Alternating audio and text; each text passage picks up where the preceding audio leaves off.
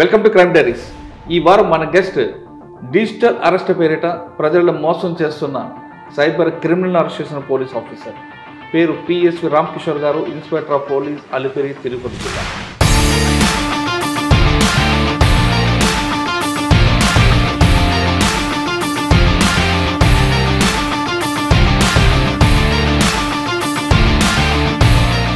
కర్నూలు అనగానే ఫ్యాక్షన్ కనిపెట్టింది. 2002 అనగానే అప్పటికి ఇంకా కంట్రోల్ అవుతున్న పరిస్థితి ఉంది. ఆ టైంలో మాకు ఫస్ట్ ఛాలెంజ్ అంటే నక్సలైట్లతో చర్చలని చెప్పి, తర్వాత వితిన్ 1 ఇయర్లో ఆ చర్చలు విఫలమై మళ్ళా అక్కడ కంప్లీట్గా ఈ నక్సలిజము 24 అవర్స్ మేము ఫారెస్ట్లో తిరగడము, ఇలా అది నా లైఫ్లో కొద్దిగా బాగా బెస్ట్ ఎక్స్పీరియన్స్. అప్పుడు ఆ జరిగిన సిచ్యువేషన్ ఎలాగుంది? కానీ వితిన్ 1 ఇయర్లోనే మళ్ళా వాళ్ళతో చర్చలు విఫలం కావటము, తర్వాత మా మూమెంట్స్ పెరగడము, వాళ్ళ మూమెంట్స్ పెరగడము.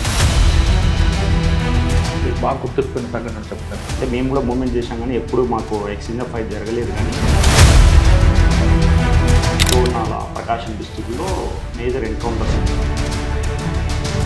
పాములపాడు మండలంలో ఒక 8 మెంబర్స్ని నక్సలైట్లు చంపడం జరిగింది. దాని తర్వాత మా కర్నూలు పోలీస్ కూడా ఒక ఇలా అవన్నీ మాకు గుర్తున్నాం. ఓకే, పాము పగ అయితే కొంతకాలం మర్చిపోతుంది, కానీ ఫ్యాక్ట్స్ మాత్రం మర్చిపోరు అంటారు. ముఖ్యంగా ఆడవాళ్ళు అయితే తన భర్తకు చంపిన వ్యక్తులకు చంపే వరకు జడ కూడా వేసుకోరన్నది నిజమేనా? అలా ఉన్నాయి, కానీ కర్నూలు జిల్లాలో ఫ్యాక్షన్ దాదాపు తగ్గిపోయింది. 1-2 సంఘటనలు తప్పితే కత్తులు పట్టడం మానేసి అంటారు వాస్తవం అనేది. ఇప్పుడు దాదాపుగా 99% లేదు. ఉండొచ్చు, ఎక్కడో చోట ఉండొచ్చు. ఎందుకంటే ఆ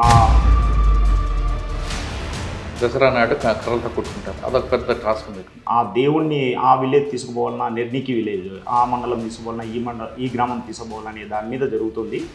కానీ అక్కడ సాంప్రదాయంగానే చూడాలి. కానీ సాంప్రదాయ గేమ్గా కానీ రక్తం వస్తుంది కదా బయటికి, రక్తాలతో వచ్చేలా కొట్టుకుంటారు కదా. దాన్ని మిస్యూజ్ చేసి కొట్టుకునే వాళ్ళే తప్పితే అవి నివారించడానికి దాదాపుగా పోలీసింగ్ అనేది ఆ టైంలో చేస్తూ ఉంటారు. విస్తృతంగా పోలీసు బందోబస్తు ఉంటుంది.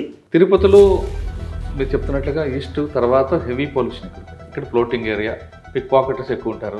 ఇవి కాకుండా కొత్త ఛాలెంజ్ ఏం కనిపిస్తుంది ఇక్కడ? అంటే మన అలిపిరి ఒక్కొక్క పోలీస్ స్టేషన్కి ఒక్కొక్క నేచర్ ఆఫ్ క్రైమ్ ఎక్కువ ఉంటుంది. ఇది ల్యాండ్ డిస్ప్యూట్స్ ఎక్కువ ఉంటాయి. దీంట్లో మా పాత్ర చాలా తక్కువ ఉంటుంది. ఏమంటే civil matter.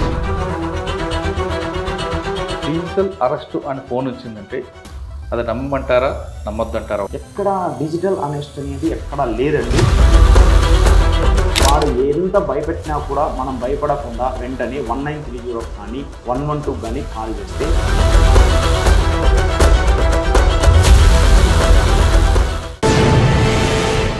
Welcome to crime diaries. ఈ వారం మన గెస్ట్ డిజిటల్ అరెస్ట్ పేరిట ప్రజలను మోసం చేస్తున్న సైబర్ క్రిమినల్ అరెస్ట్ చేసిన పోలీస్ ఆఫీసర్ పేరు పిఎస్వి రామ్ కిషోర్ గారు, inspector of police, Alipiri, Tirupati జిల్లా. సాధారణంగా డిజిటల్ అరెస్ట్ అంటూ ఉండదు, కానీ ఎవరైతే బాగా ఏజ్డ్ పర్సన్ ఉన్నారో వాళ్ళకి మాయ చేసి డిజిటల్ అరెస్ట్ చేసామంటూ కోట్లాది రూపాయలు కొడుతున్న వ్యక్తిని, సాధారణంగా డిజిటల్ అరెస్ట్ పేరు మోసం చేసిన వ్యక్తిని పర్టికులర్గా పట్టుకున్న వ్యక్తి. సాధారణంగా సైబర్ క్రైమ్లో క్రైమ్ జరగగానే అమౌంట్ ఫ్రీజ్ చేస్తారు, కానీ ఎవరైతే మోసం చేస్తున్నారో ఆ వ్యక్తిని వేరే రాష్ట్రానికి వెళ్ళి పట్టుకొచ్చి అరెస్ట్ చేసిన వ్యక్తి. అసలు డిజిటల్ అరెస్ట్ ఉంటుందా లేదా? వాటితో పాటు సైబర్ క్రైమ్లో ట్రెండింగ్ క్రైమ్ ఏం జరుగుతుంది? ప్రజలు సైబర్ క్రైమ్ బాధ్యతలు కాకుండా ఉండాలని ఏం చేయాలి? ఒకవేళ పడిన తర్వాత ఎలా దాన్ని రిస్క్ చేసుకోవాలి విషయాన్ని సార్ నేను తెలుసుకున్నాను. సార్ నమస్తే అండి. నమస్తే. ఫస్ట్ మీ కంగ్రాచులేషన్స్ అండి. సాధారణంగా డిస్ట్రిక్ట్ సైబర్ క్రైమ్ అనగానే అందరూ డబ్బులు పోయాయి అనుకుంటారు. ముందు ఫస్ట్ 1 గోల్డెన్ అవర్లో చెప్తారు మేము అమౌంట్ ఫ్రీ చేస్తాం అని మీరు అంటుంటారు. కానీ కొంతమంది ఆ ప్యానిక్ అయిపోతారండి. అసలు డిజిటల్ అరెస్ట్ ఉందా లేదా? ఒకవేళ ఆ విధంగా ఆ భ్రమలో పడితే ఏం చేయాలి? మోసపోతే ఎవరు కంప్లైంట్ చేయాలి? మోసపోయిన వెంటనే ఇస్తే కంప్లైంట్ ఇస్తే బెనిఫిట్ ఏంటి? కొంత ఆగి తర్వాత ఇస్తే కంప్లైంట్ ఇస్తే ఎలాగ నష్టపోతాం? వీటితో పాటు కేవలం డిజిటల్ అరెస్టే కాకుండా సైబర్ క్రిమినల్స్ ఏ విధంగా నేరాలు పాల్పడుతున్నారు? ఈ ప్రశ్నకు సమాధానం చెప్పే ముందు, ప్లస్ మీరు పక్క రాష్ట్రానికి వెళ్ళి ఆయన పట్టుకొచ్చినప్పుడు మీరు తీసుకున్న రిస్క్ కానీ అక్కడ ఉన్న హడల్స్ ఇవన్నీ చెప్పే ముందు, రామ్ కిషోర్ గారు పోలీస్ డ్రెస్కి బై ఛాన్సా, బై చాయిసా? బై చాయిసే. ఓకే, ఒకసారి మీ ఫ్యామిలీ పేరెంట్స్ ఈ యూనిఫామ్లో రావడానికి గల కారణాలు, ఇక్కడ రాకముందు ఎక్కడెక్కడ పనిచేస్తారు చెప్పండి. నేను మా నాన్న electricity department retired foremen. But మాకు ఈ గవర్నమెంట్ ఈ పోలీస్ డిపార్ట్మెంట్లో రావడానికి మాకు ఇక్కడ నా తాత అంటాము, మా కడపలో అబ్బా అంటాము, మా నాన్నని. మా అబ్బా రిటైర్డ్ ఎస్ఐ. అట్లా మాకు కొద్దిగా పోలీస్ బ్యాక్గ్రౌండ్ ఉండి, అంటే మీరు పోలీస్ ఫ్యామిలీ. మా తాత రిటైర్డ్ అసిస్టెంట్ కమాండెంట్ ఏపీఎస్పీలో. అట్లా ఇద్దరు తాతలు కూడా మా దాంట్లో మాకు ఫ్యామిలీలో పోలీస్ ఉండబట్టి నాకు కూడా కొద్దిగా పోలీస్ మీద ఇంట్రెస్ట్ ఉండి నేను ఈ జాబ్ చూస్ చేసుకోవడం జరిగింది. అంటే పోలీస్ కాంపౌండ్ నుంచి వచ్చారు మీరు? వచ్చారు. ఓకే. రాగానే మీ క్వాలిఫికేషన్స్ ఎక్కడెక్కడ చదువుకున్నారు, చదువుకున్న తర్వాత యూనిఫామ్లోకి వచ్చాక ఫస్ట్ పోస్టింగ్ ఎక్కడ తీసుకున్నారు? నేను కడపలోనే రామకృష్ణ హై స్కూల్లో చదివి తర్వాత అక్కడే డిగ్రీ కంప్లీట్ చేసుకోవడం జరిగింది. పీజీ ఓపెన్ యూనివర్సిటీ ద్వారా ఎంఏ పబ్లిక్ అడ్మినిస్ట్రేషన్ చేయడం జరిగింది. జాబ్ వచ్చిన తర్వాతనే డిగ్రీ అయిన వెంటనే నేను 2002లో అపియర్ అయ్యి ఎస్ఐ కావడం జరిగింది. ఓకే. ఫస్ట్ పోస్టింగ్ నేను కర్నూలు జిల్లాకి ఎస్ఐగా అలాట్ చేయడం జరిగింది. కర్నూలులో నంద్యాల 3 టౌన్, కొత్తపల్లి, దేవనకొండ, పత్తికొండ ఇలా అన్ని సబ్ డివిజన్స్ 8 ఇయర్స్లో కంప్లీట్, అన్ని చోట్ల 8 పోలీస్ స్టేషన్ కంప్లీట్ చేసుకొని సిఐగా ప్రమోషన్ అయ్యి తిరుపతికి ఏసీబీకి వచ్చానండి. సార్, కర్నూలులో వెళ్ళేటప్పుడు ఫస్ట్ ఎస్పీ ఎవరు? మీ కర్నూలులో నందికట్కూరు వాటిని పనిచేస్తున్నట్టున్నారు కదా, అక్కడ మీరు వెళ్ళిన తర్వాత ఫస్ట్ ఛాలెంజ్ ఏమొచ్చింది? కర్నూలు అనగానే ఫ్యాక్షన్ కనిపెట్టింది. 2002 అనగానే అప్పటికి ఇంకా కంట్రోల్ అవుతున్న పరిస్థితి ఉంది. ఫస్ట్ ఎస్పీ ఎవరు? సార్ మోహన్ రావు సార్ ఉన్నారు. మోహన్ రావు సార్ ఉన్నారు. ఆ టైంలో మాకు ఫస్ట్ ఛాలెంజ్ ఏమంటే, మేము వెళ్ళేటప్పటికి కరెక్ట్గా 2004లో వైఎస్ రాజశేఖర రెడ్డి గవర్నమెంట్ రావడం జరిగింది. కరెక్ట్ అప్పుడే మన ఈ నక్సలైట్లతో చర్చలని చెప్పి తర్వాత వితిన్ వన్ ఇయర్లో ఆ చర్చలు విఫలమై మళ్ళా మాకు వాళ్ళతో ఫేస్ చేయడము, ఈ విధంగా మోర్ ఓవర్ కరెక్ట్ నాకు కూడా అలా ఆత్మకూరు కొత్తపల్లి ఏరియాలో పోస్టింగ్ 1 ఇయర్ ఉండడము, అక్కడ కంప్లీట్గా ఈ నక్సలిజము 24 అవర్స్ మేము ఫారెస్ట్లో తిరగడము, ఇలా అది నా లైఫ్లో కొద్దిగా బాగా బెస్ట్ ఎక్స్పీరియన్స్ కాబట్టి. మీరు పనిచేసిన పక్కనే పోలీస్ స్టేషన్లో మీ పోలీస్ నందికొట్టు తర్వాత దోర్నాల ఆ ప్రాంతం నుంచి వాళ్ళు బయటికి రావడం, అప్పుడు ఆ జరిగిన సిచ్యువేషన్ ఎలాగుందండి? కొద్దిగా అంటే అది చర్చల మూమెంట్ కాబట్టి మనకు పీస్ఫుల్గానే ఉండింది. కానీ వితిన్ 1 ఇయర్లోనే మళ్ళా వాళ్ళతో చర్చలు విఫలం కావడము, తర్వాత మా మూమెంట్స్ పెరగడము, వాళ్ళ మూమెంట్స్ పెరగడము, కొద్దిగా ప్యానిక్ సిచ్యువేషన్ అక్కడ. సార్, మీకు ఆ టైంలో మీకు బాగా గుర్తుండిపోయిన సంఘటన చెప్పగలరా? నక్సల్స్తో సంబంధించిన యుద్ధంలో మాకెప్పుడు నేను అంటే మేము కూడా మూమెంట్ చేసాం, కానీ ఎప్పుడు మాకు ఎక్స్చేంజ్ ఆఫ్ ఫైర్ జరగలేదు. కానీ మా సరౌండింగ్స్లో మేము పనిచేసే టైంలోనే ఇటు కడప కానీ అటు దోర్నాల, ప్రకాశం డిస్టిక్లో మేజర్ ఎన్కౌంటర్స్ జరిగాయి. ఆ టైంలోనే మాకు కూడా పాములపాడు మండలంలో ఒక 8 మెంబర్స్ని నక్సలైట్లు చంపడం జరిగింది. దాని తర్వాత మా కర్నూలు పోలీస్ కూడా ఒక నక్సలైట్ని ఎన్కౌంటర్ చేయడం జరిగింది. ఇలా అవన్నీ మాకు గుర్తున్న సంఘటనలు. ఓకే. తర్వాత ఎక్కడికి వచ్చారండి? సెకండ్ పోస్ట్ అక్కడి నుంచి పత్తికొండకు వచ్చాను. తర్వాత అలా పత్తికొండ, డోను, కర్నూలు తాలూకా, దేవనకొండ ఫ్యాక్షన్ మండలము, తర్వాత ఆదోని చేసుకొని ప్రమోషన్ మీద తిరుపతి రాకముందు మీరు ఎస్ఐగా చాలా సర్వీస్ కనిపిస్తుంది. ఒక ఫ్యాక్షన్ పత్తికొండ, తర్వాత దేవనకొండ, అక్కడ కర్రలతో కొట్టుకోవడం, ఈ అనుభవాలు ఎలాగున్నాయండి? పత్తికొండలో మీకు బాగా గుర్తుండిపోయిన సంగతి చెప్పండి. పత్తికొండ, దేవనకొండలో పూర్తి ఫ్యాక్షన్ మండలము. అక్కడ కప్పట్రాల వెంకటప్ప నాయుడు అని చెప్పి అతన్ని చంపడానికి జస్ట్ అతని తర్వాత నేను రావడం జరిగింది. ఆ మండలం తర్వాత అప్పుడు మధుసూదన్ రెడ్డి సార్, ఇప్పుడు మన షెల్ డీజీ గారు మధుసూదన్ రెడ్డి సార్ మాకు ఎస్పీగా ఉండేవాళ్ళు.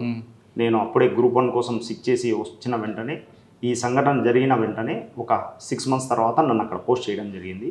ఆ మండలంలో ఎలా అంటే ఒకసారి అంత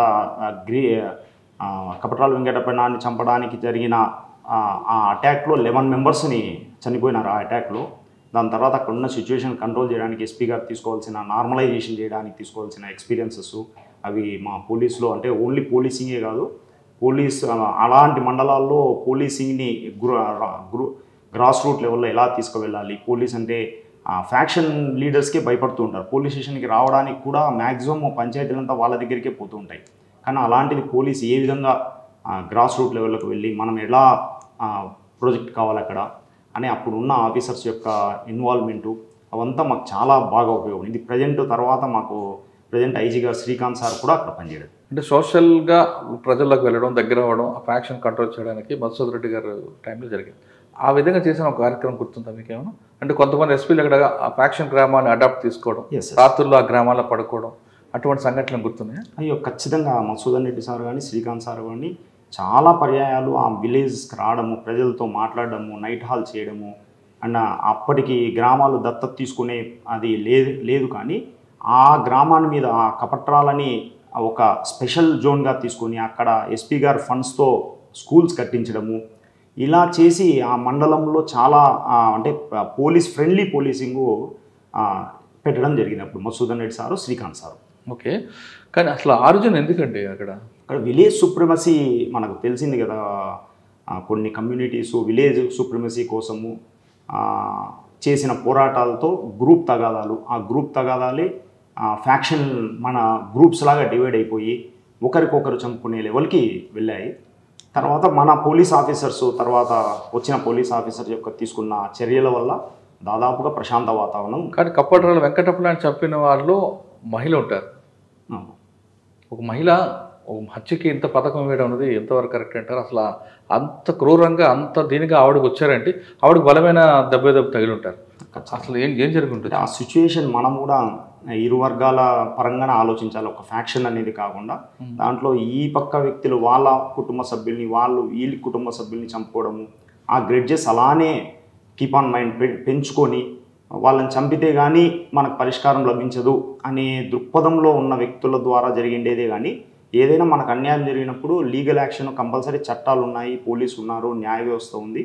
ఏదైనా మనము త్రూ కోర్టు ద్వారా, న్యాయ వ్యవస్థ ద్వారా పోతేనే జరుగుతుంది. కానీ అప్పుడు ఉన్న అలా ఫ్యాక్షన్ మైండ్ ఉన్న వాళ్ళ ఆలోచనలు ఎట్లుంటాయంటే ఇన్స్టెంట్ న్యాయం, వాళ్ళు మమ్మల్ని మా బంధువుల్ని చంపినారు కాబట్టి మేము కూడా అట్లా చేయాలి అనే దృక్పథంతో ఉన్న వాళ్ళ ద్వారానే ఈ ఫ్యాక్షన్ పెరుగుతుంది తప్పితే కంపల్సరీ ఇప్పుడున్న లీగల్ మైండ్లో మనం 100% మనకు ఒక చట్టాలు ఉన్నాయి, గవర్నమెంట్ వ్యవస్థ ఉంది, దీని ద్వారా పోవాలనుకుంటే ఇలాంటివి ఏమీ కంటిన్యూ కావు.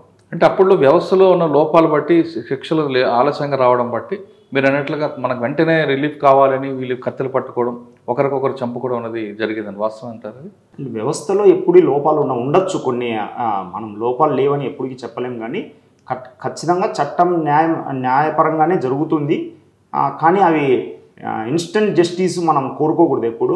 ఎందుకంటే మాకు ఇన్వెస్టిగేట్ చేసే పవర్సే, విచారించే పవర్స్ కోర్టుకు ఉంటుంది. మేము చేసిన విచారణ కరెక్ట్గా ఉందా లేదా, అన్బయాస్డ్గా ఉందా లేదా, బియాండ్ మామూలుగా పోలీస్ అనేది beyond all reasonable doubts we have to prove the guilty of the accused. మేము ప్రతి డౌట్ లేకుండా జడ్జి గారికి ఆ కేసులో ముద్దాయిలు నేరం చేశారని నిరూపించబడినప్పుడే మనకు శిక్ష విధించడం జరుగుతుంది. ఇవన్నీ జరగడానికి it will take some time.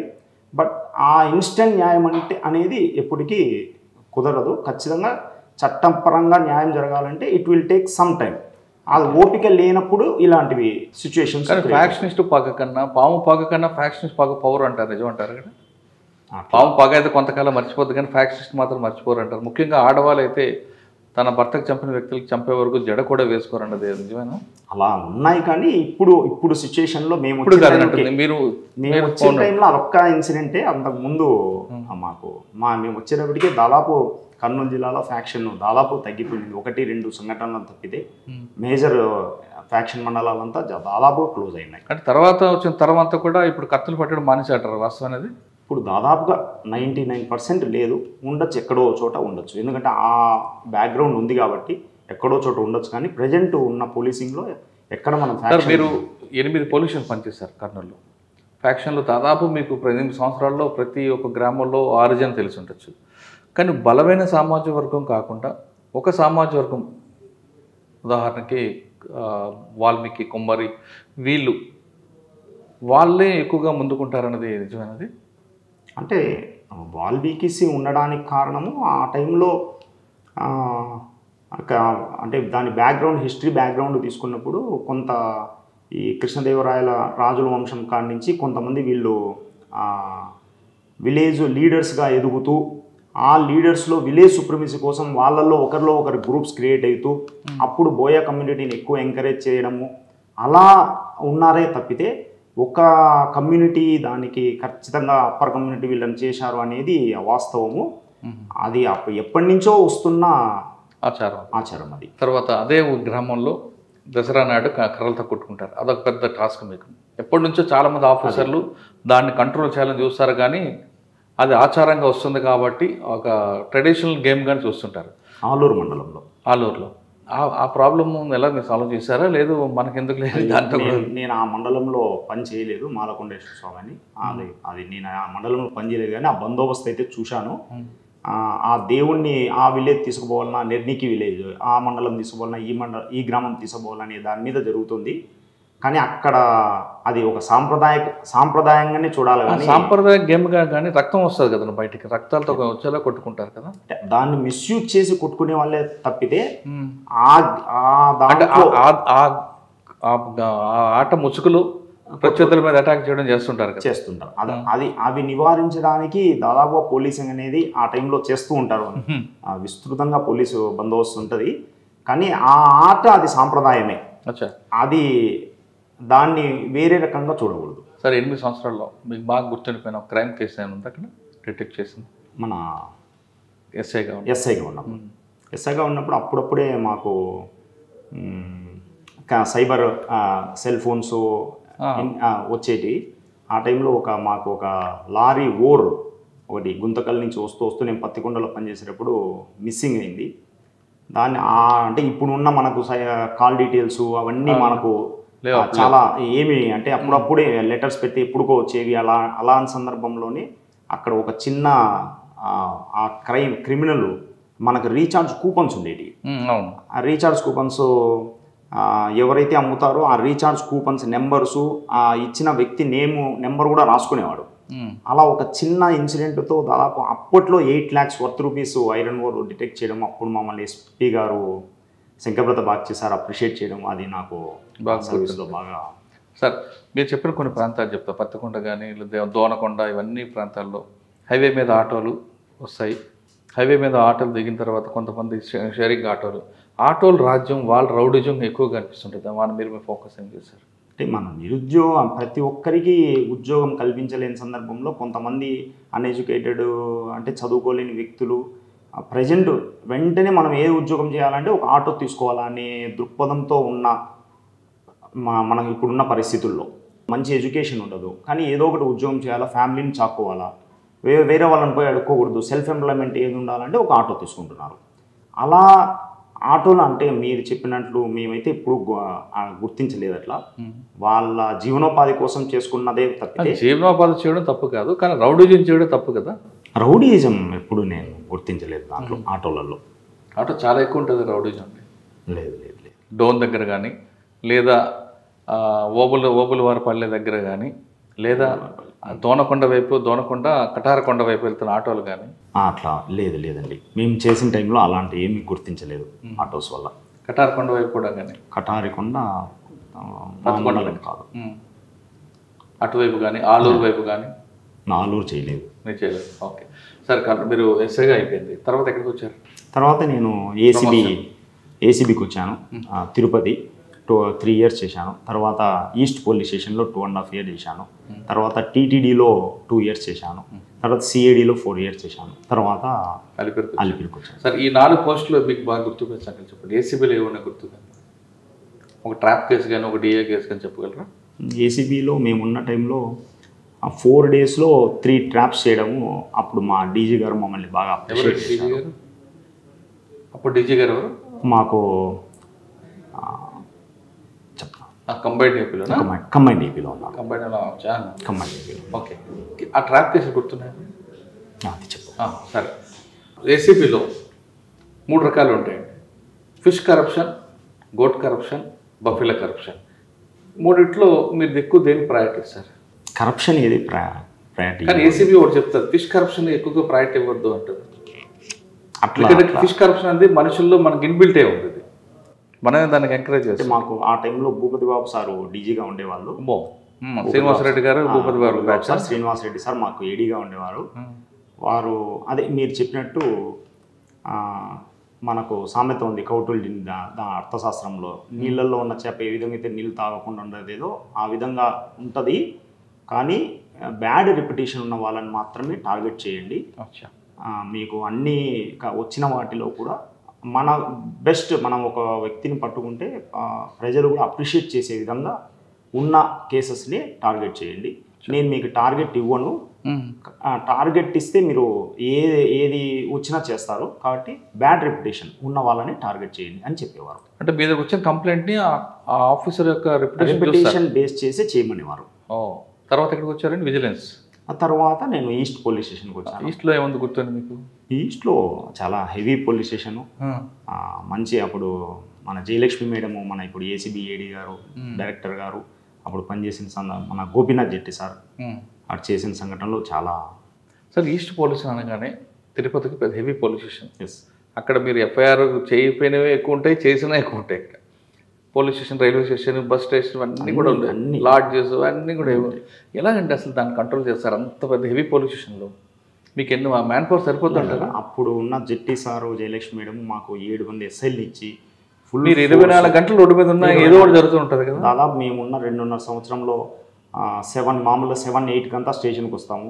తర్వాత అదే రోజు అంటే ఈవినింగ్ ఒక్కొక్కసారి ఈ హెవీ స్టేషన్లలో, తిరుపతి లాంటి స్టేషన్లలో మన ఇప్పుడు ఈస్టే కాదు, అలిపిరి కానీ, ఎంఆర్పల్లి కానీ, తిరుచానూరు కానీ, ఈ 4 పోలీస్ స్టేషన్ హెవీ స్టేషన్లే.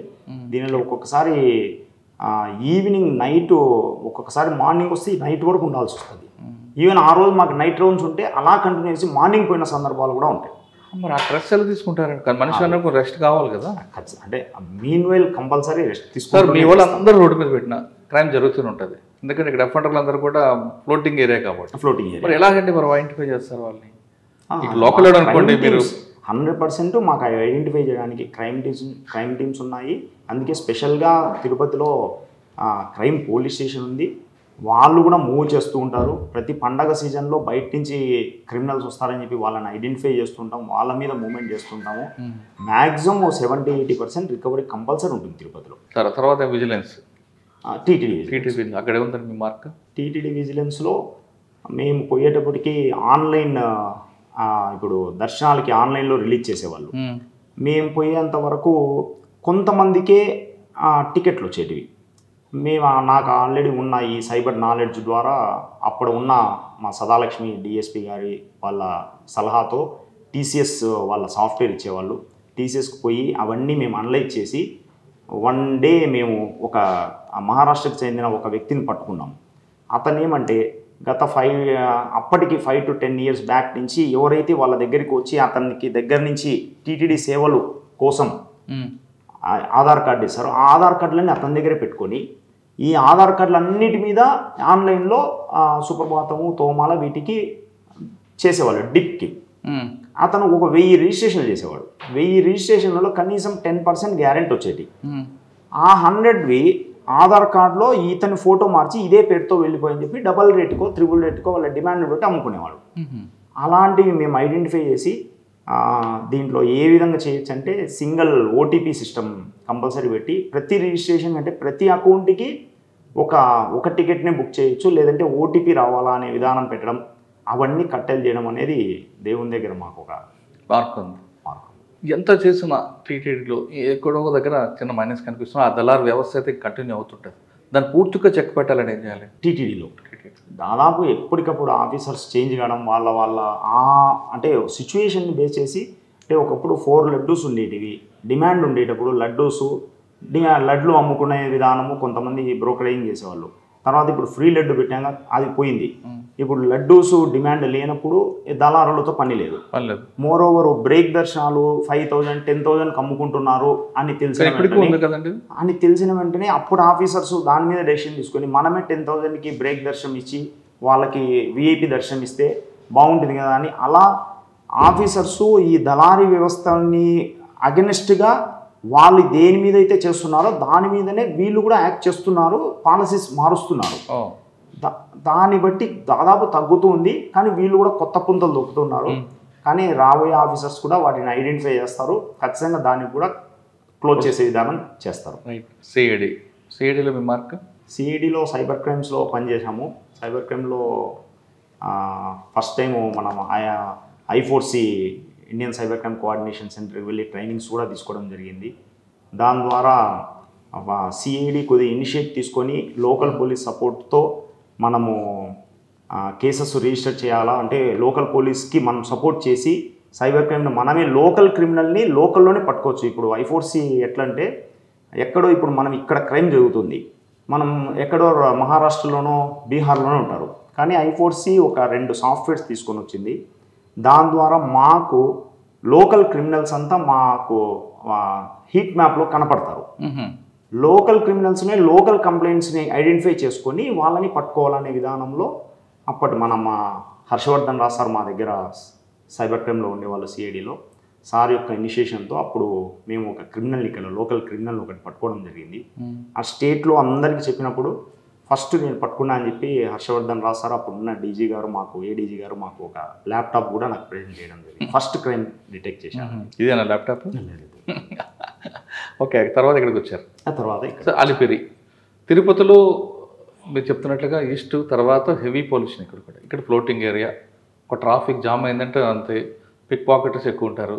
ఇవి కాకుండా కొత్త ఛాలెంజ్ ఏం కనిపిస్తుంది ఇక్కడ? అంటే మన అలిపిరి ఒక్కొక్క పోలీస్ స్టేషన్కి ఒక్కొక్క నేచర్ ఆఫ్ క్రైమ్ ఎక్కువ ఉంటుంది. ఇక్కడ అవుటర్ పెరిఫరల్ ఎక్కువ కాబట్టి కొద్దిగా ల్యాండ్ డిస్ప్యూట్స్ ఎక్కువ ఉంటాయి. దీంట్లో మా పాత్ర చాలా తక్కువ ఉంటుంది. ఎందుకంటే సివిల్ మ్యాటర్, ఇప్పుడు మీరు వచ్చినప్పుడు కూడా ఒక ఆమె వచ్చి నన్ను కన్సల్ట్ కావడం జరిగింది. సివిల్ మ్యాటర్స్లో మా పాత్ర చాలా తక్కువ ఉంటుంది సార్. సివిల్ మ్యాటర్లు మీరు కల్పించుకోకూడదు, కోర్టు చెప్తుంది కాబట్టి. అలా అని మీరు కోర్టుకు వెళ్తే కోర్టులో డిలే అవుతుంది కాబట్టి వాళ్ళు థర్డ్ పార్టీకి వెళ్తుంటారు. థర్డ్ పార్టీకి వెళ్ళారంటే మనం ఇంకొక పార్టీని దీన్ని లేదండి. ఇప్పుడు ప్రాపర్టీ అఫెన్సెస్ ఈ సివిల్ మ్యాటర్స్లో మ్యాక్సిమము కోర్టుకు పోనంత వరకు తహసీల్దార్ గారికి రాసి, ఎందుకంటే ల్యాండ్స్ సంబంధించిన వాళ్ళ దగ్గరే ఉంటాయి కాబట్టి తహసీల్దార్ గారికి, ఆర్డీఓ కానీ, కలెక్టర్ ద్వారా మేము ఇన్ఫర్మేషన్ తీసుకుంటాము. దాన్ని బేస్ చేసి వాళ్ళకి ఇది కరెక్ట్, ఇది కాదు, ఈ వరకు ఉంది అని చెప్పి సర్వే చెప్తూ ఉంటాము. త్రూ రెవెన్యూ పీపుల్ని యూజ్ చేసుకొని ఆ మ్యాటర్ సెటిల్ చేసే ప్రయత్నం చేస్తాము.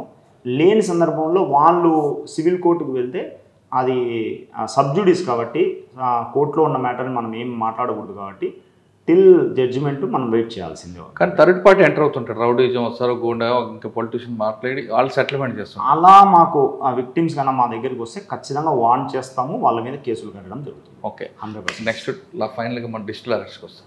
సైబర్ క్రైమ్ ఒకప్పుడు ట్రెడిషనల్ క్రైమ్, తర్వాత వైట్ కలర్ ఫెన్స్, ఇప్పుడు ప్రజెంట్ సైబర్ క్రైమ్. ఇప్పుడు తిరుపతిలో సైబర్ క్రైమ్లో ట్రెండింగ్ క్రైమ్ ఏముంది? డిజిటల్ అరెస్ట్ అనేది ఉందా లేదా? మీరు పట్టుకున్న కేసులు ఏం జరిగింది? ఫస్ట్ మనం చూసింటాం ఒక 10 years బ్యాక్ మనకు మెసేజ్ వచ్చేది, మీకు ఒక లాటరీ తగిలింది 1 crore 2 crores అనే దాంతో స్టార్ట్ అయింది.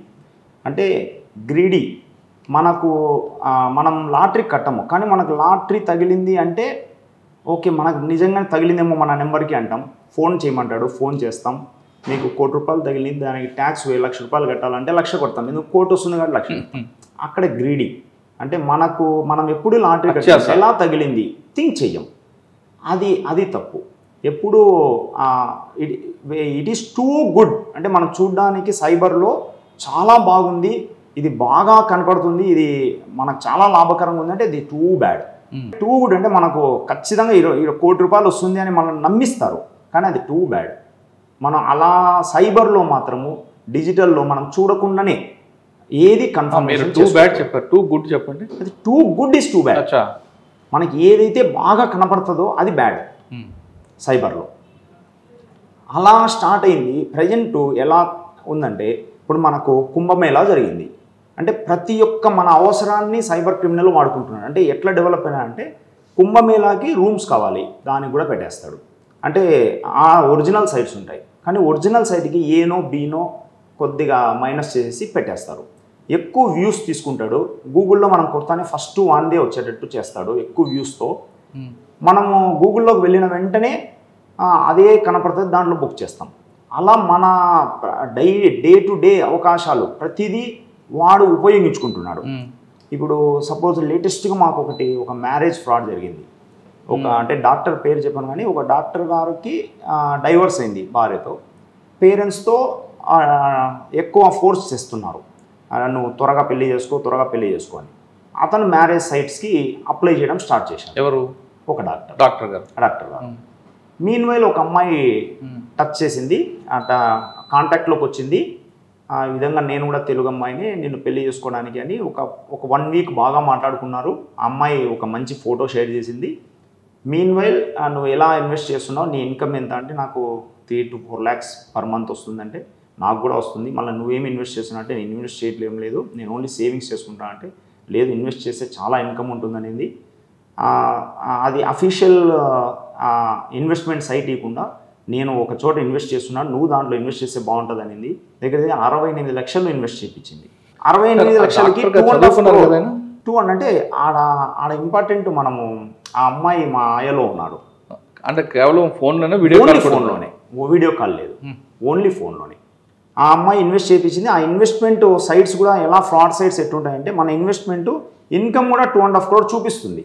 ఎప్పుడైతే ఇతనికి ఫైన్ డే ఒక కొంత అమౌంట్తో పని వచ్చి కొంత విత్డ్రాయల్ పెట్టాడు, విత్డ్రా కాలే, ఈమెకు ఫోన్ చేస్తాడు విత్డ్రా అవుతుందని ఒక 1 week ట్రాన్సాక్షన్ జరిగి దీని డౌట్ వచ్చింది.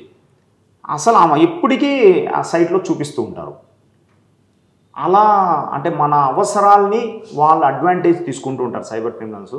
కాబట్టి ప్రతి చోట డాక్టర్ గారికి ఎంత పోయిందండి? 32 లక్షల 68 lakhs 68 lakhs ఇన్వెస్ట్మెంట్ ఫ్రాడ్. అది ఫ్రాడ్లెంట్ ఇన్వెస్ట్మెంట్స్ ఆడు. వెంటనే పోలీస్ స్టేషన్కి వచ్చారా? పోలీస్ స్టేషన్ వచ్చారు, క్రైమ్ పెట్టారు. ఇప్పుడు ప్రజెంట్ దాని మీద ఇన్ఫర్మేషన్ పెట్టుకున్నాము, అది కూడా డిటెక్ట్ అయింది, త్వరలో దాంట్లో రిజల్ట్ చూపిస్తాం. ఓకే, నెక్స్ట్ అంటే ఇంకో ట్రెండింగ్ ఉంది. ఇంకో ట్రెండింగ్ ఇప్పుడు డిజిటల్ అరెస్ట్. డిజిటల్ అరెస్ట్ అంటే మనకేమి ఇట్ ఈస్ నాట్ ప్రాపర్, మామూలుగా పోలీస్ చేసే అరెస్ట్ కాదు అది. డిజిటల్ అరెస్ట్ అంటే మా దగ్గర జరిగిన ఒక ఎగ్జాంపుల్ చెప్తాను. ఒక రిటైర్డ్ ఎంప్లాయ్, వాళ్ళ మిస్సెస్ ఓల్డ్ ఏజ్ 70 years, వాళ్ళ మిస్సెస్ రిటైర్డ్ టీచరు, ఆమె డయాలసిస్ పేషెంటు, క్యాన్సర్ పేషెంటు, ఇతను డయాలసిస్ పేషెంటు. వీళ్ళ 2 పిల్లలు ఫారిన్లో ఉంటారు. వీళ్ళు ఇంట్లో ఉన్నప్పుడు ఒకరోజు ఒక మామూలు కాల్ వస్తుంది, మీరు వెంటనే మీ ఆధార్ కార్డ్స్ వాళ్ళకి ఎలా వచ్చాయి అనేది మనం తర్వాత ఇన్వెస్టిగేట్ చేయడం జరుగుతుంది. ఆధార్ కార్డ్స్ ఎందుకంటే మనము ఏ షాపింగ్ మాల్ పోయినా మన ఆధార్ కార్డ్ తీసుకొని మీకు లాటరీ వేస్తాము, అవి వేస్తాము, ఇవి వేస్తామని ప్రతిదీ మన పర్సనల్ డీటెయిల్స్ అడుగుతుంటారు. దీనిలలో ఎప్పుడు మన పర్సనల్ డీటెయిల్స్కి ఎదుటి వ్యక్తికి ఇవ్వకూడదు. ఈ ఇవ్వడం వల్ల ఇవి ఎక్కడి నుంచి ఎక్కడికి షేర్ అవుతాయో మనకు తెలియదు. ఇలా సైబర్ క్రిమినల్స్ వరకు ఈ మన ఆధార్ కార్డ్ డీటెయిల్స్ వెళ్తాయి. వాళ్ళు వీళ్ళకి సంబంధించిన 2 ఆధార్ కార్డు డీటెయిల్స్ వాళ్ళకి పెట్టి మీ ఆధార్ కార్డు బేస్ చేసి కొంత మాదక ద్రవ్యాలు బుక్ అయినాయి ఫారిన్ నుంచి, మిమ్మల్ని ఫస్ట్ ఇన్వెస్టిగేట్ చేయాలి అనే చోటు నుంచి స్కైప్ యాప్ డౌన్లోడ్ చేయించారు. స్కైప్ యాప్లోనే వీళ్ళని పెట్టుకొని వాళ్ళ అకౌంట్లో ఉన్న అమౌంట్ని, వాళ్ళు ఫిక్స్డ్ డిపాజిట్ చేసిన అమౌంట్ని దగ్గర 70 lakhs తీసుకోవడం జరిగింది. ఆయన 2 పేషెంట్సే. కానీ ఇలా మేము దాంట్లో దీన్నే డిజిటల్ అరెస్ట్ అంటారు. అంటే ఇంట్లో నుంచి బయటికి పంపారు. మీరు ఇంట్లో నుంచి బయటికి వెళ్ళిన వెంటనే మేము మిమ్మల్ని మా వాళ్ళు అటాక్ చేస్తారు అంటారు. మీన్వైల్ ఇలా చేసిన వ్యక్తి ఫస్ట్ ఒక ఆఫీసర్గా వస్తాడు, తర్వాత వెంటనే ఒక యూనిఫామ్లో సిబిఐ ఆఫీసరు స్కైప్లోకి వచ్చేస్తాడు. తర్వాత నార్కోటిక్ డ్రగ్స్ అంటారు, సెంట్రల్ గవర్నమెంట్ ఎంప్లాయీస్ అంటారు, ఆల్ పెట్టేస్తారు. దాంట్లోనే high court judgments, supreme court judgments, it is purely confidential, మీరు ఎవరికి చెప్పకూడదు అనేది ఒక ఆర్డర్ కాపీ పంపిస్తారు వీళ్ళకి. అన్నీ ఫేకే. డిజిటల్గా అంటే స్క్రీన్ మీదనే అరెస్ట్ చేసేస్తారు. వీళ్ళు ఎవరికి చెప్పకూడదు, మీరు ఎవరికి ఫోన్ చేయకూడదు, ఎవరితో కాంటాక్ట్ లేకుండా చెప్తే ఏమవుతుంటారు, చెబితే అలర్ట్ అయిపోతారు. వాళ్ళకి ఆడ డిజిటల్ అరెస్ట్ అనేది కట్ అయిపోతుంది, వీళ్ళు అలర్ట్ అవుతారు. వాళ్ళు ఏం చెప్తారంటే చెప్తే ఏం చేస్తామని భయపడతారు. మిమ్మల్ని వెంటనే మా వాళ్ళు వస్తారు, మా వాళ్ళు మీ సరౌండింగ్లోనే ఉన్నారు, మీరు చెప్పిన వెంటనే మా వాళ్ళు వచ్చి మిమ్మల్ని అరెస్ట్ చేసి తీసుకొని వెళ్ళిపోతారు. వీళ్ళు అంటే సమాజంలో పెద్దలు, కొద్దిగా బాగా వాల్యూస్ ఉన్నవాళ్ళు ఏదన్నా మమ్మల్ని అరెస్ట్ చేస్తే మాకు కానీ మా పిల్లలు కానీ ఎంత బ్యాడ్ నేమ్ అనే దాని మీద వీళ్ళు ఆ డిజిటల్ అరెస్ట్కి విక్టిమ్స్ అవుతున్నారు. మీకు వచ్చిన కేసులో ఏం జరిగిందండి? మాకు వచ్చిన కేసులు ఇలా జరిగిన కేసులోనే మేము మా వెస్ట్ సిఏ కానీ మన ఎస్పీ గారు, మా వెస్ట్ సిఏ కానీ మా సైబర్ క్రైమ్ ఇన్స్పెక్టర్ గారిని మన హర్షవర్ధన్ సార్ గారు ఇండోర్ పంపించడం జరిగింది. దాంట్లో 33 లక్షలకు కానీ 33 లక్షలు రికవర్ చేయడం జరిగింది. ఎలా అండి? సాధారణంగా సైబర్ క్రైమ్లో డబ్బులు పోతే రికవర్ కావు కదా. కానీ ఇది మామూలు మీరు చెప్పింది 100% వాస్తవమే. ఎలా యాక్సిడెంట్లో గోల్డెన్ అవర్స్ ఉంటాయో మనం 108కి గోల్డెన్ అవర్లో చేయమంటారు. ఎంత ఎర్లీగా చేస్తే మనం ఆ ప్రాణాన్ని ఎలా రక్షించగలమో సైబర్ క్రైమ్లో కూడా గోల్డెన్ అవర్స్ ఉంటాయి, గోల్డెన్ టైం ఉంటుంది. మీకు సైబర్ క్రైమ్ జరిగిన వెంటనే కన్నా మా దృష్టికి తీసుకొని 1930 కాల్ చేయడం, లేదంటే cybercrime.gov.in కానీ ఇన్ఫామ్ చేస్తే మేము వెంటనే మీరు ఏ ఏ అకౌంట్స్కి వేశారో వాటిని మా MHA ministry of home affairs all financial ఇన్స్టిట్యూషన్స్తో ఆల్ బ్యాంక్స్తో ఒక క్లబ్గా అయింది. దానికి ఒక కోఆర్డినేషన్ సెంటర్ని ఎవ్రీ సిఐడి ఆఫీస్లో ఎవ్రీ స్టేట్ సిఐడి ఆఫీస్లో పెట్టడం జరిగింది. అక్కడ ఒక 10 to 15 మెంబర్స్ ఈ కాల్స్ అన్ని రిసీవ్ చేసుకుంటూ ఉంటారు.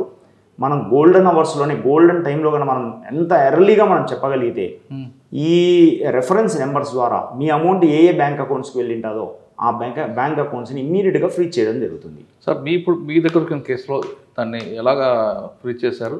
అసలు వ్యక్తిని పట్టుకున్నారా లేదా? ఆ వ్యక్తిని పట్టుకున్నాము, ఆ వ్యక్తిని అరెస్ట్ చేయడం జరిగింది. కానీ ఇప్పుడు అంతా మనకు 7 years లోపల కేసెస్ మనకు వస్తున్నాయి కాబట్టి ఓన్లీ నోటీస్ ఇవ్వాలి. ఆ వ్యక్తి అంత ఈజీగా దొరికాడన్న మీకు? వేరే స్టేట్లో దొరికాడు? లేదా మాకు ఇక్కడ మా డిజిటల్ మా సైబర్ టీం ఒకటి సెట్ చేశారు, మా ఎస్పీ గారు సెట్ చేశారు. వీళ్ళు ఎప్పటికప్పుడు మాకు వెళ్ళే టీంకి గైడ్ చేస్తూ వాళ్ళ లొకేషన్స్ తీసుకుంటూ వాళ్ళని అరెస్ట్ చేయడం జరిగింది. దాంట్లో సగం అమౌంట్ ఫ్రీజ్ చేసిన అమౌంట్ని రికవర్ చేశాము. తర్వాత వీళ్ళు ఎవరైతే ట్రాన్స్ఫర్ చేశారో వాళ్ళని పట్టుకొని వాళ్ళ దగ్గర నుంచి అమౌంట్ రికవర్ చేయడం జరిగింది. సార్ మీరు ఇండోర్ అని చెప్తున్నారు, క్రైమ్ చేసిన వ్యక్తి అక్కడ ఏమైనా సెటప్ ఉందా లేదా ఇంట్లోనే కూర్చొని చేస్తున్నాడండి? వీళ్ళు 100% వీళ్ళల్లో ఇప్పుడు మేము పోయిన దానిలో పెద్ద సెటప్ లేదు, కానీ ఇన్ జనరల్లో సైబర్ క్రైమ్స్లో ఖచ్చితంగా సెటప్ ఉంటుంది. ఇవి మనం పడిన ఈ హ్యూజ్ అమౌంట్స్ అప్ టు మన ఇండియా నుంచి మ్యాక్సిమం కంబోడియా కానీ దుబాయ్లో కానీ లాంచ్ అయ్యే విధంగా వీళ్ళు మల్టిపుల్ అకౌంట్స్కి మనము మనకు ఎప్పుడు మనకు డౌట్ రాదు. ఎందుకంటే ఒక అకౌంట్కి వేయించరు వీళ్ళు, ఇలా మ్యూల్ అకౌంట్స్ అంటారు. అంటే ఇప్పుడు కొంతమంది ఆర్థికంగా వీక్ ఉన్న పర్సన్స్ దగ్గర ఇప్పుడు ఆటో డ్రైవర్స్ కానీ ఏదైనా కూలీ పని చేస్తూ ఉంటారు, వాళ్ళ దగ్గరికి వెళ్ళి ఒక 5,000 ఇచ్చి వాళ్ళ పాన్ కార్డు వాళ్ళ ఆధార్ కార్డు తీసుకొని వాళ్ళ అకౌంట్స్ తీసుకుంటారు వీళ్ళు. Those are called as mule accounts అంటారు. ఆ మ్యూల్ అకౌంట్స్ ద్వారా ఈ అమౌంట్ వేసుకుంటారు. మనం పోయి ఆ అకౌంట్స్ని చెక్ చేసి అక్కడ మనకు పొటెన్షియల్ పర్సన్స్ ఉండరు కాబట్టి అవి వాటి దగ్గర వాళ్ళకి ఆధార్ కార్డు పాన్ కార్డు తీసుకుంటారు కదా, తీసుకున్నందుకు వాళ్ళకి ఏమైనా డబ్బులు ఇస్తారా? లేదు, 100% ఇచ్చే తీసుకుంటారు. మరి వాళ్ళు కూడా క్రైమ్ చేసినట్లే కదా? క్రైమ్ చేసినట్టే, కానీ దోస్ ఆర్ వాళ్ళు కూడా మెయిన్ కాదు, సపోర్టర్స్. సార్ మీరు వెళ్ళిన ఇండోర్ ప్లేంట్లో కోర్టు సెటప్ ఇవన్నీ ఉన్నాయా అక్కడ ఏమన్నా? లేవు. వీళ్ళకి అలా చేయలేదు. వీళ్ళు ఫస్ట్లోనే అంటే చూసిన వెంటనే భయపడి మొత్తం వేసేశారు. వేసిన అమౌంట్ని మనం సగం ఫ్రీ చేసాము, సగము మల్టిపుల్ అకౌంట్స్ నుంచి రికవర్ చేయడం జరిగింది. సార్ మీ దగ్గర ఇన్వెస్ట్మెంట్ ఫ్రాడ్ ఒకటి ఉంది, డిజిటల్ అరెస్ట్, ఇవి కాకుండా ఇంకేమున్నాయి ట్రెండింగ్ క్రైమ్? ఇప్పుడు మెయిన్ ట్రెండింగ్ కేము డిజిటల్ అరెస్టే అండి.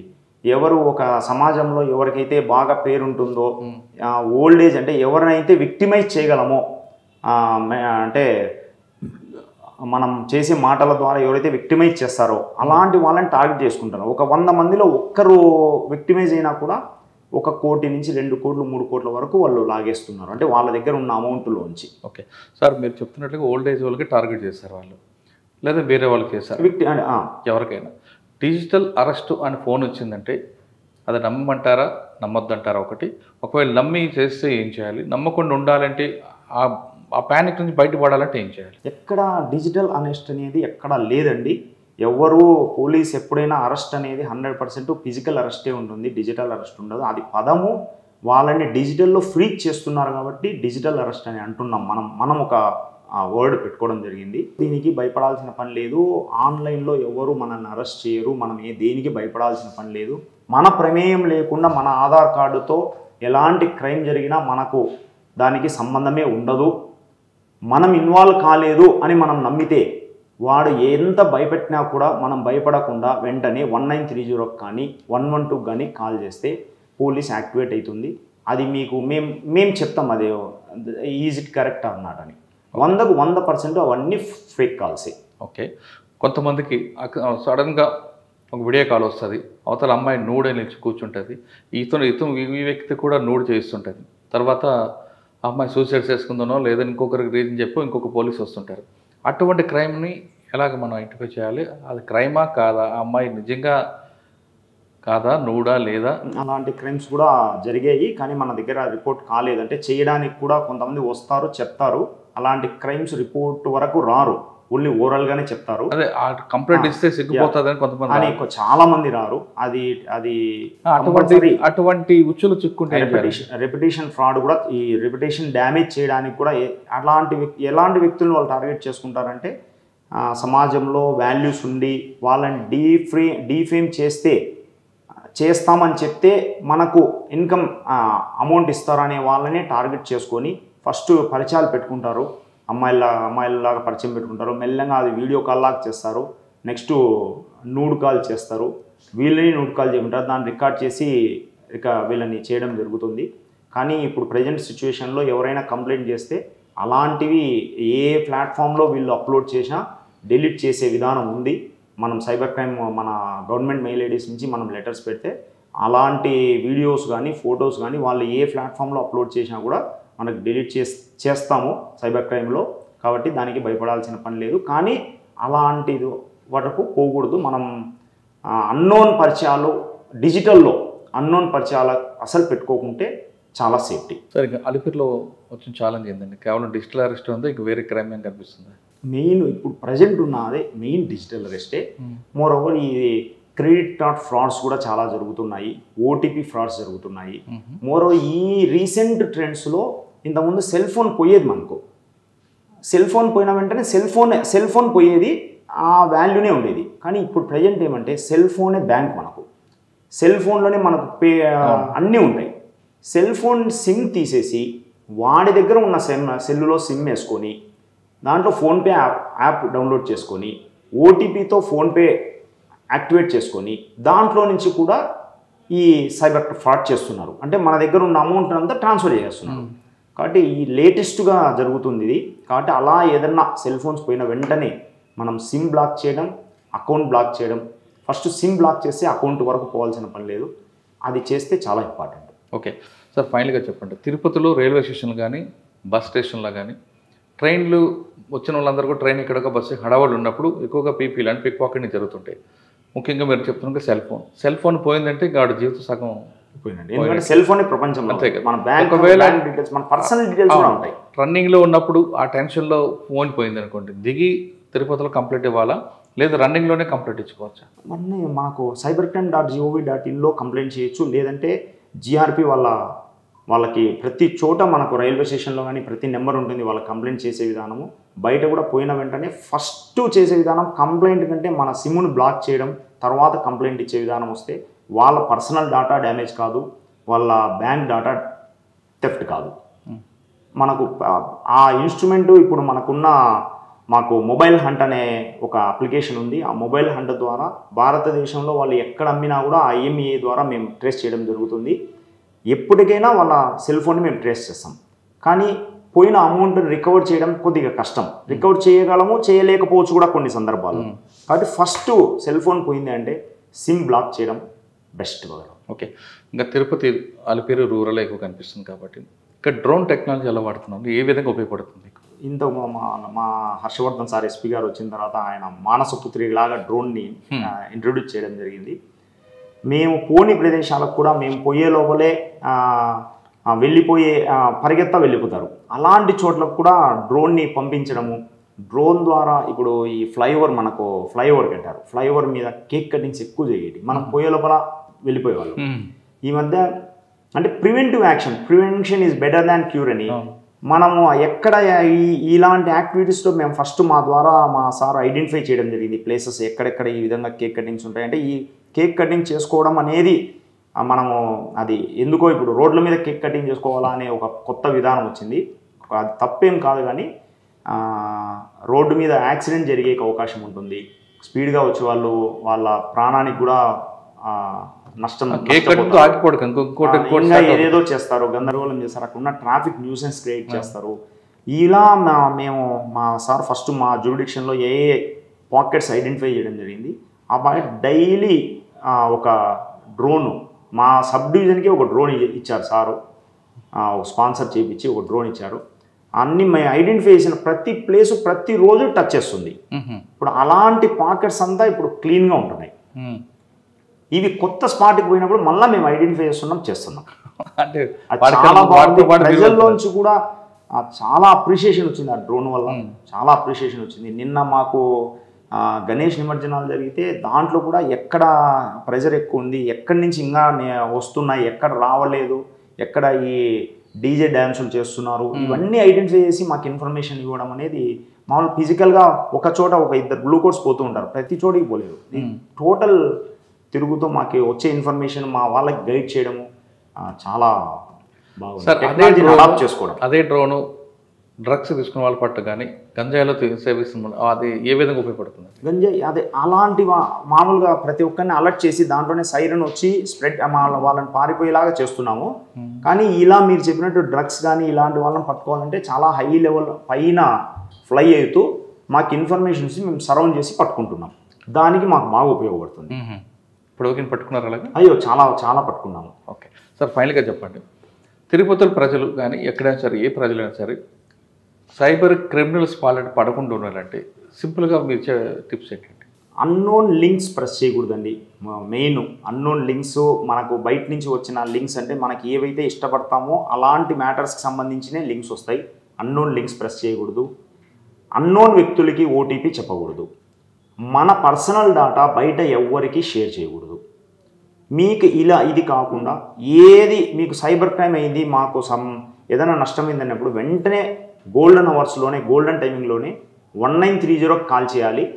చేసిన వెంటనే మేము యాక్టివేట్ అవుతాం. పబ్లిక్ అలాట్ చేయడం అనేది పోలీసు అంటే కేసు అవ్వడం, ఇన్వెస్టిగేట్ చేయడం కాకుండా మీరు చెప్పినట్లుగా prevention is better than cure. ఆన్లైన్లో ఉన్నట్లుగా ఉండమంటారా, ఆఫ్లైన్లో ఉన్నట్లుగానే ఉంటే ఏది బెస్ట్ అండి మనం సేఫ్గా ఉండాలంటే? సేమ్ మనం ఆఫ్లైన్లో ఏ విధంగా అయితే మనం అలర్ట్గా ఉంటామో ఆన్లైన్లో అలా అలర్ట్గా ఉంటే మనకు సైబర్ క్రైమ్ మనకు జరగదు, మనం విక్టిమైజ్ కాము. ఫర్ ఎగ్జాంపుల్ ఒక మనమే పోతూ ఉంటాము, ఒక అన్నోన్ వ్యక్తి, ఒక అమ్మాయికి ఒక అన్నోన్ వ్యక్తి వెళ్ళి మీతో నేను ఫ్రెండ్షిప్ చేయాలి, మీ నెంబర్ ఇవ్వమంటే ఎవరు ఇవ్వరు. అబ్బాయిలు కూడా ఎవరు ఇవ్వరు. ఒక అన్నోన్ పర్సన్ వచ్చి మనకు అడిగితే ఇవ్వరు. అదే ఆన్లైన్లో ఫ్రెండ్ రిక్వెస్ట్ పెడుతూనే వీళ్ళ పర్సనల్ డేటా అంతా షేర్ చేస్తున్నారు. దీనివల్ల కంపల్సరీ సైబర్లో విక్టిమైజ్ అవుతారు. ఇదే కాకుండా మనం ఫైనాన్షియల్గా తీసుకున్నప్పుడు ఒక ఏటీఎం నుంచి కానీ, ఒక బ్యాంక్ నుంచి కానీ, బ్యాంకులో సీల్ వేసిన కట్ట తీసుకున్నా కూడా ఆ 100 ఉన్నాయా లేదా అని చెక్ చేసుకుంటాం. కానీ మనము ఆన్లైన్లో ఒకరికి ఓటీపీ చెప్పేటప్పుడు కానీ, ఒక మనీ ట్రాన్సాక్షన్ చేసేటప్పుడు కానీ 1కి 10 సార్లు కూడా మనం చెక్ చేసుకొని మనం ఎందుకు ఆ వ్యక్తికి ఇస్తున్నాము అని చెక్ చేసుకుంటే, ఆఫ్లైన్లో ఏ విధంగా అయితే మనం అలర్ట్గా ఉన్నామో ఆన్లైన్లో కూడా ఆ విధంగా అలర్ట్గా ఉంటే మనం సైబర్ విక్టిమైజ్ కాకుండా ఉంటాం. రామకృష్ణ గారు చెప్తున్నట్లుగా ఆన్లైన్లో ఉండే బదులు ఆఫ్లైన్లో ఎంత అలర్ట్ ఉంటారో ఆన్లైన్లో కూడా అంతకన్నా ఎక్కువ ఉండండి. లేదు అంటే మీ జోబులు ఖాళీ అంటున్నారు. డిజిటల్ అరెస్ట్ అంటే ఎక్కడా లేదు. దయచేసి ఎవరైనా డిజిటల్ అరెస్ట్ బెదిరిస్తే వెంటనే మీరు 1930 కాల్ చేయండి. కానీ మీరు భయపడాల్సిన పని లేదు. అంతేకాకుండా మీ న్యూడ్ వీడియోస్ తీసామని బెదిరించినా మీరేం భయపడక్కలేదు. దానికి కూడా కంప్లైంట్ ఇస్తే అందులో ఆ ఫార్మాట్లో ఆ ఏజెన్సీ ముందు వెళ్ళి ఆ ఛానల్స్ నుంచి డిలీట్ చేసే పవర్ ఉంది. కాబట్టి ఎవరు భయపడక్కలేదు, డబ్బులు ఇవ్వద్దు, సూసైడ్ చేసుకోవద్దు. సాధారణంగా సైబర్ క్రైమ్ జరగగానే వెంటనే అందరూ ప్యానిక్ అవుతారు. కానీ వెంటనే పోలీస్ స్టేషన్ కంప్లైంట్ ఇవ్వండి. ఖచ్చితంగా మీ డబ్బులు ఎక్కడ పోవంటూ రామకిషోర్ గారు చెప్తున్నారు. ఇది ఈ వారం రామకిషోర్ గారు ఎక్స్క్లూజివ్ ఇంటర్వ్యూ. వచ్చే వారం మరో గెస్ట్తో మళ్ళీ కలుద్దాం. అంతవరకు నమస్తే. Thank you very much. Right, sir. And for more videos, please subscribe to iDream. Please subscribe to iDream. Please subscribe iDream. And please subscribe to iDream. For more videos, subscribe to iDream. please like, share and subscribe to the channel. Congratulations, iDream.